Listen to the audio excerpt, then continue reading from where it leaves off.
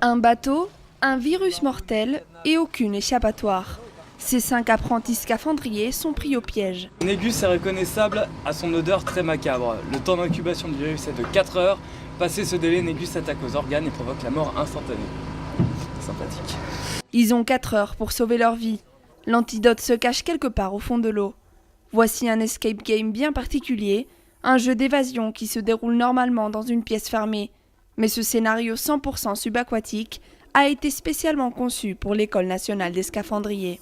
C'est l'histoire revisitée du trésor de Rommel. Alors, ce fameux trésor qui serait le trésor du Négus et qui n'a toujours pas été retrouvé, ou peut-être qu'il a été, finalement on en fait une version revisitée, c'est-à-dire que ce n'est absolument pas ce qu'on croit. Le trésor du Négus, c'est un virus qui a été mis au point dans les laboratoires allemands pendant la Deuxième Guerre mondiale, et les joueurs vont l'apprendre au fur et à mesure du jeu, ils sont contaminés. Et ils ont donc un temps limite qui est à 4 heures, et non pas 1 heure comme un escape game classique, pour trouver les antidotes sous l'eau. Qui fouille la zone s'il ne trouve pas la réponse.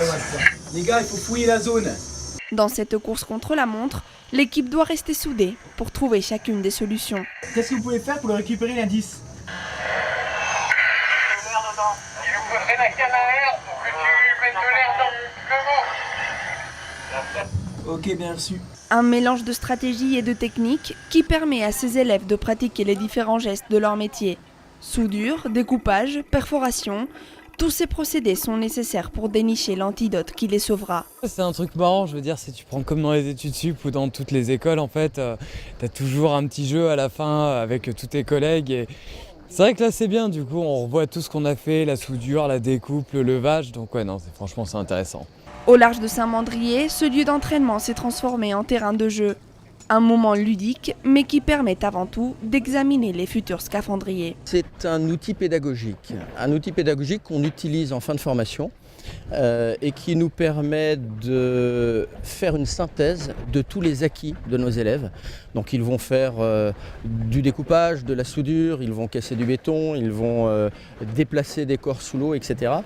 Et ça nous permet de les mettre en situation réelle, hors contexte d'évaluation. Ils sont évalués quotidiennement depuis 3 mois et en fin de formation, sous la forme d'un jeu, ça permet de solidariser les équipes et ça permet de faire un point sur les acquis. Le trésor du Négus est l'un des premiers escape games à se jouer sous l'eau dans le monde. Il aura fallu 3h43 aux scaphandriers pour sauver leur vie. En septembre, ce sera à la promotion suivante de battre le record.